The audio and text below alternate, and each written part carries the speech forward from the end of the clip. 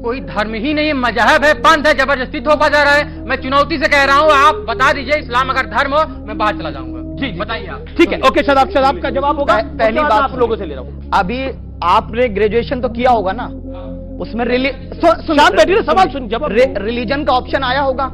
आपने कहीं हिंदू फील किया होगा अपने आप को? क्या हिंदू, मेरे विद्वान बैठे हैं, सनातन धर्म के विद्वान हैं, सनातन धर्म तो है, लेकिन हिंदू शब्द कब आया? क्या लेना देना है उसका सनातन धर्म से? वो मुझे बता दीजिए। विदेशियों ने नाम दिया, उस नाम को ढोरे, पहले अपना सोच लीजिए, बाद में मेरे से सवाल करना। जी जी, आप बता दीजिए, आप बता दीजिए। जी जी जी हिंदू जी। बृहस्पति आगम में लिखा, हिमालय समारंभ यावत बिंदु सरोवरम तद्देव निर्मितम देशम हिंदुस्तानम प्रचक्षते। तो हिंदुस्तान आ गया ना, हिंदू से हिंदुस्तान आया। हुआ। अरे ठीक, पाखंड हुआ है, सनातनी लोगों के साथ पाखंड हुआ है। क्या पाखंड हो रहा है? किसी वेद में हिंदू शब्द कैसे आया? ओके ओके, देवकीनंदन जी, देवकीनंदन जी कुछ कहना चाह रहे हैं। देवकीनंदन जी बोलिए, बोलिए देवकीनंदन जी। हाँ, मैं बता रहा हूं। पाखंड का अर्थ वो है जो सनातनियों के साथ हुआ, टैग में हिंदू लिख दिया गया, यही सबसे बड़ा पाखंड है। यही अर्थ है। बजा ताली, हाँ, और सर्च करना है। चार वेद है, चारों का सम्मान है। साबित कर दे कहीं मेंशन्ड हो हिंदू। बताइए देवकीनंदन जी, बताइए, हिंदू बताइए ना। मुझे एक बात बताइए, अमीश जी, आप हमको पागल समझ रहे हैं?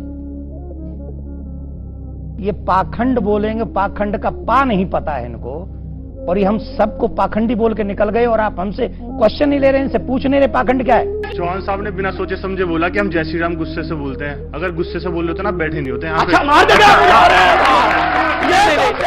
हिंदू, पहली बार ये लफ्ज हिंदू इस्तेमाल किसने किया आप जानते हैं?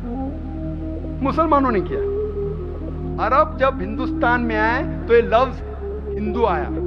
अरब हिंदुस्तान में आने के पहले ये लफ्ज कोई भी हिंदुस्तानी किताब में आप पाएंगे ही नहीं। हिस्टोरियंस कहते हैं सबसे पहले पर्शियंस और अरबों ने इस्तेमाल किया था। वो हिंदू एक ज्योग्राफिकल डेफिनेशन है। जो लोग इंदु नदी, इंडस वैली के इस तरफ रहते उसे कहते हैं Hindu. People living on the land of Indus valley, जो लोग इंदु नदी के इस तरफ रहते उसे कहते हैं हिंदू।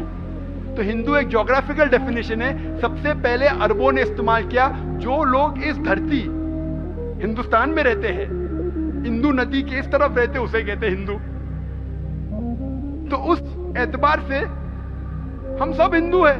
मैं भी हिंदू, मैं भी इंडिया में रहता हूं, मैं भी हिंदुस्तान में रहता हूं। इसीलिए आज भी जब मैं गल्फ कंट्री में जाता हूं तो अरब मुझे कहते हैं हिंदी। हिंदी हिंदी मतलब इंडियन।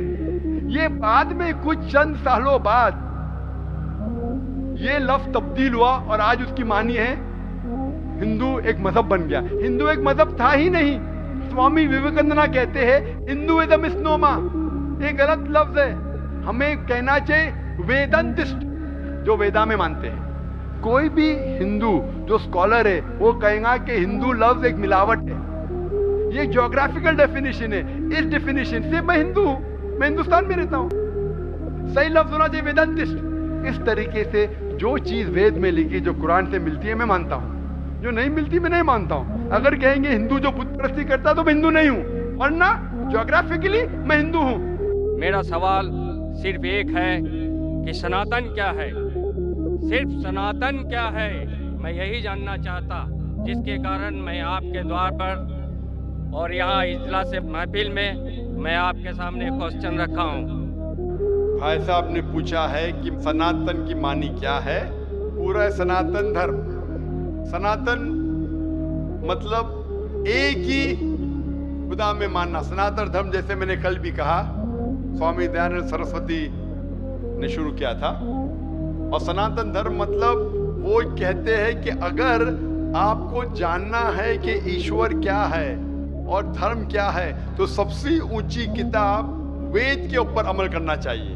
तो इनने वेद की तहकीक करने के बाद ये साबित किया कि ईश्वर का डेफिनेशन क्या है वेद और उपनिषद के जरिए। और जैसे मैंने कल भी कहा और परसों भी कहा कि जब आप पढ़ते छंदोग्य उपनिषद चैप्टर नंबर 6 सेक्शन नंबर 2 श्लोक नंबर 1, एकम एविदित्यम, खुदा एक ही है, भगवान एक है, दूसरा नहीं है, लिखा है श्वेता श्वेता उपनिषद में चैप्टर नंबर 6 श्लोक नंबर 9, ना चस्य कसिज जनिता न जदीपा, उस ईश्वर उस भगवान का कोई रब नहीं, कोई वालदेन नहीं। लिखा है श्वेताश्वेतर उपनिषद में चैप्टर नंबर 4 श्लोक नंबर 19, न तस्य प्रतिमा अस्ति, उस ईश्वर की कोई प्रतिमा नहीं। प्रतिमा एक संस्कृत लफ्ज है जिसके मानी है अक्स, picture, photograph, painting, idol, sculpture, statue.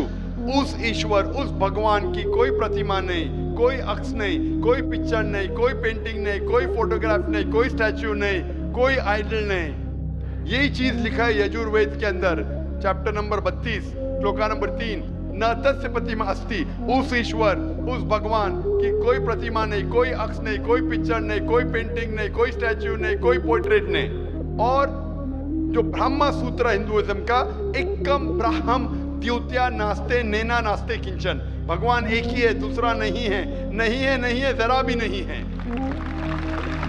तो अगर आप ये जान ले कि भगवान एक है, उसका अक्स नहीं है और सिर्फ उसी की इबादत करना चाहिए, ये मेन ऑब्जेक्टिव है सनातन धर्म का। तो आप समझ चुके सनातन धर्म क्या है भाई साहब? फिलहाल कुछ बोलना चाहेंगे? हाँ बोलिए भाई साहब। सनातन धर्म एक सनातन धर्म नहीं होता, जो मानव जन्म में मानव रूप में इस धरती पे आता है वो सनातन होता है, और सनातन का कोई धर्म नहीं होता। भगवान एक होते हैं, उसकी शाखाएं होते हैं, जैसे एक वृक्ष पे उसके टहनियाँ होती है, उसके पत्ते होते हैं, उनमें फल होते हैं, उसी तरह धर्म में भी सनातन हर व्यक्ति इस धरती पे जो भी जन्म लिया है वो सनातन है। उसका ऊपर वाले को मानने वाला जो व्यक्ति होता है उसकी शाखाएं अलग होते हैं। भाई साहब, भाई साहब, ईसाई है। भाई साहब, जो भी आप बात करते हैं, मैं जो बात करता हूँ हवाला देता हूँ, वेद यजुर्वेद चैप्टर 32 श्लोक नंबर 3। कुछ भी बोलूं, मैं बोलूं 2 जमा 2 5, 2 जमा 2 6, तो मुझे हवाला तो देना पड़ेगा ना। आप जो बोल रहे कुछ कुछ लिखा है मनुस्मृति, इसके अंदर जानता हूं मैं जो बात कर रहा हवाला दे के एकदम ब्रीफ में कह रहा हूं। आप जो बोल रहे, मैं ये नहीं जानना चाहता हूं आप क्या मानते हैं। इसीलिए मैंने कहा कि धर्म को जानने के लिए धर्म के मानने वालों को मत देखो, धर्म के शास्त्रों को देखो। तो मैं यह सुनने के लिए नहीं आया हूं आप क्या मानते हैं सनातन धर्म में। मैं ये जानना चाहता हूं आपकी धार्मिक किताबें क्या कहती है। अगर मैं हर एक की बात सुनने लगूं, या लाखों लोग हैं, 5 से 10 लाख का मजमा है, कि वो क्या कहना चाहता है, तो फायदा क्या है। आप समझ रहे ना। तो जो भी आप जवाब देते हैं, अगर आप कहते हैं तो आप हवाला भी दो।